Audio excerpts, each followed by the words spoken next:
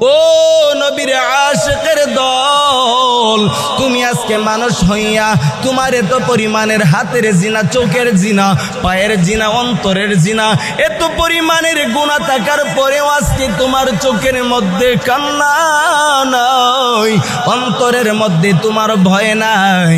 এরে বান্দা, একটা পাথর যদি জাহান্নামের ভয়ে কান্না করে, ওয়া ইন্না মিনাল হিজারাতি লামা ইয়াতাফাজ্জারু মিনহুল আনহার ওয়া ইন্না মিনহা লামা ইয়াশাক্কাকু ফায়াখরুজু মিনহুল মা। ও নবীর উম্মতের দল, জাহান্নামের ভয়ে যদি একটা পাথর পর্যন্ত কান্না করতে পারে, তুমি কেন কান্না করবা না? তোমার আমার কি গুনাহ কি কম? এই বান্দা তাকায়া দেখো, নবীর একজন সাহাবী যার নাম সালাবাতুল আনসারী রাদিয়াল্লাহু আনহু জাহান্নামের ভয়ে কেমন ভাবে কান্না করেছেন। একটা বেগানা নারীর দিকে চৌকের নজর পড়িয়া যায়, চৌকের জিনা হয়ে গেল, হাতটা ধরেছিলেন গুনার জন্য, হাতটা ছেড়ে দিয়ে জাহান্নামের কথা শোনার পর সালাবাতুল আনসারী কান্না করে, ও দয়ার মালিক, আমি এত বড় একজন সাহাবী হওয়ার পরেও ও আল্লাহ, আমি এই গুনাহ করার পরে এই গুনার চেহারা নিয়া আমি কিভাবে মায়ার নবীর সামনে দাঁড়াবো? আমি এই গুনার চেহারা নিয়ে কিভাবে আবু বকরের সামনে দাঁড়াবো, ওমর ওসমান আলীর সামনে দাঁড়াবো? জাহান্নামের ভয়ে কান্না করে চললেন গুনাহ মাপের সন্ধানে আবু বকরের দরবারে। হে ভাই আবু বকর, আমি এইভাবে জাহান্নামের একজন আসামি, আমার হাতের জিনা, চোখের জিনা হয়েছে, আমার গুনাহ মাপের একটা ব্যবস্থা হবে নি? আবু বকর শুনে ডাক দিয়া বললেন, সালাবা, তোমার এইভাবে গুনাহ করেছো, এই গুনাহ আল্লাহ মাফ করবে কিনা তা আমি জানি না, তবে তুমি আমার দরবার থেকে বেগে যাও, আমার দরবারে তোমাকে জায়গা দেওয়া যাবে না। আবু বকর তারা দেওয়ার পর ওমরে ফারুকের দরবারে সালাবা ছিল, চলিয়া গিয়া কান্না করে, ওমর, আমার এই গুনাহ মাফের ব্যবস্থা হবে নি? ওমর বললেন, না, এটা আমি বলতে পারি না, গুনাহ আল্লাহর কাছে করেছো, আল্লাহ মাফ করবে কিনা আল্লাহ জানে, তবে আমি ওমর বলতে পারবো না, তুমি আমার দরবার থেকে বেগে যাও। ওমরে ফারুকের দরবার থেকে চলে গেলেন উসমানের দরবারে, উসমানও এইভাবে তারা দিল, চললেন আলীর দরবারে, আলীও তারা দিয়েছে।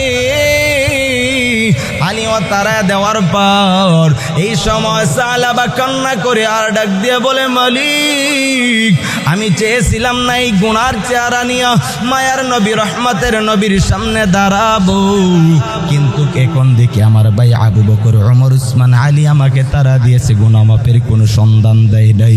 আমি সেই গুনার বোঝা নিয়া আল্লাহ আপনার আসামির কাঠ গড়ায় দাঁড়াইতে চাই না। ও আল্লাহ, এখন মদিনাওয়ালা নবীর দরবারে সালাবা চললো, নবীর দরবারে গিয়া সালাবা ডাক দিয়া বলে, পয়গম্বর, আমার এইভাবে গুনাহ হয়েছে, গুনার কাজ করে ফেলেছি, আমি জাহান্নামের আসামি, ও পয়গম্বর, আমার এই গুনাহ মাফের একটা ব্যবস্থা করবেন কি? মায়ের নবী ডাক দিয়া বলেন, সালাবা, তুমি এত বড় জাহান্নামের আসামি, এত পাপিষ্ঠ না পরমান গুনাহগার, তুমি ওই গুনাহ করেছো আল্লাহর কাছে, আল্লাহ তোমার গুনাহ মাফ করবে কিনা তবে তা আমি জানি না, তবে তুমি আমার দরবারে থাকতে পারবা না, বেগে যাও। সালাবা নবীর দরবার দিয়ে দাঁড়াইয়া যাওয়ার সময় পাশে মেয়ে দাঁড়াইয়া, সালাবার মেয়ে দাঁড়াইয়া ডাক দিয়ে বলে, আব্বু, আপনি এই মদিনার শহরের মধ্যে এত বড় পাপিষ্ঠ না পরমান গুনাহগার, আপনার মতো গুনাহগার আর কেউ নাই, এই গুনাহ মাফের জন্য আপনি আবু বকরের দরবারে গেলেন, আবু বকর তারা দিল, আলী, ওসমান তারাও তারা দিল, ও বাবা গো, আপনাকে মায়ার রহমাতুল্লিল আলামিনের দরবারে আসলেন, রহমাতুল্লিল আলামিনও তারাই দিল। ও আব্বু, আপনি আর মদিনার শহরে থাকতে পারবেন না, আমি আপনার মেয়ে হইয়া আমার ঘরের মধ্যে আর জায়গা দিতে পারবো না। সালাবা এই কথা বলার পর সালাবার অন্তরে একটা কম্পন বই সৃষ্টি হয়, সালাবাতুল আনসারী সিগলটা ছেড়ে দিয়া জঙ্গলের দিকে দৌড়ায়। একদিন হয়ে গেল, 2 দিন হয়ে গেল, 3 দিনের গেল, জিবরাইল মায়ার পয়গম্বরের সামনে হাজির। এসে ডাক দিয়া বলে, ওরে পয়গম্বর, আপনার সাহাবী সালাবা কই? আপনার সাহাবী সালাবাকে আনো।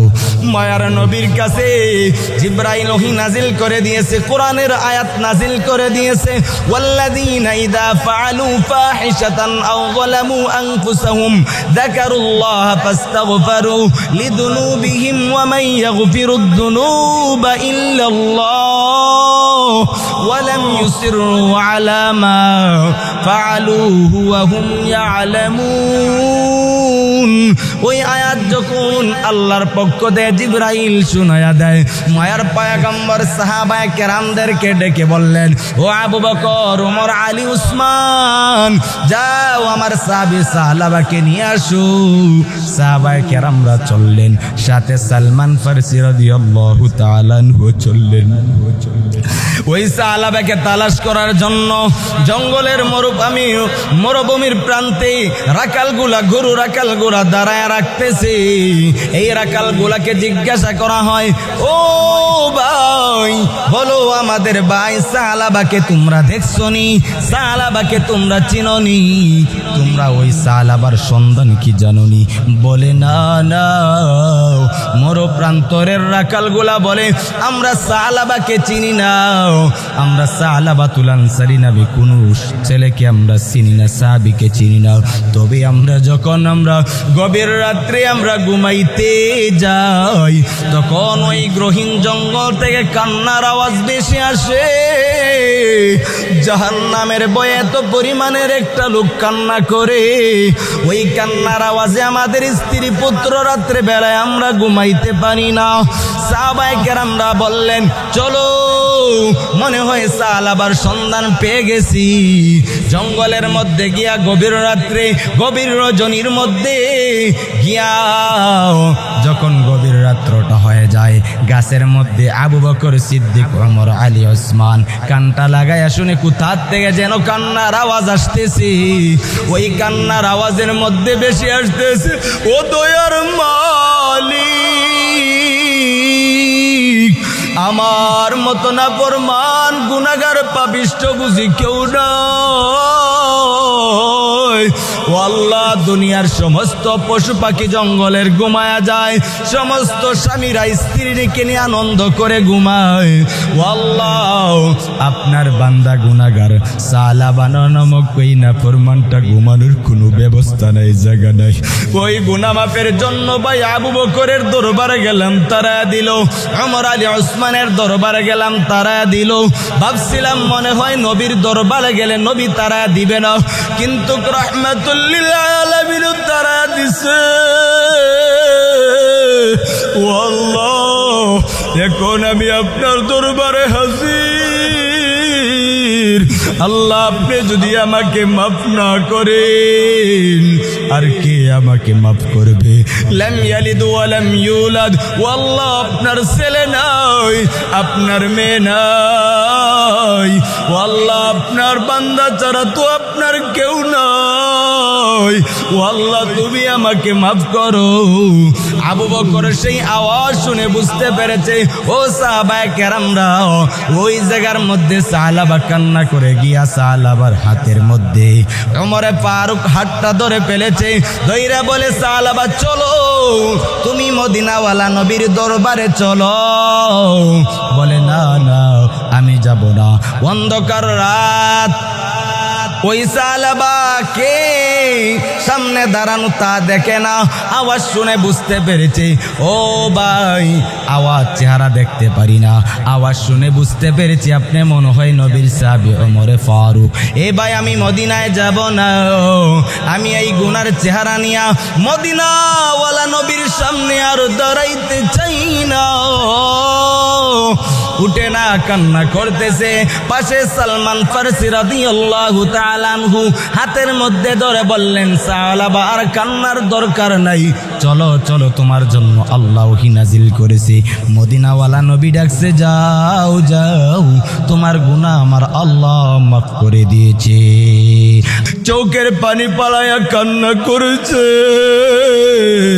ওই কান্নার পানিগুলা আমি আল্লাহ অযথা পালাই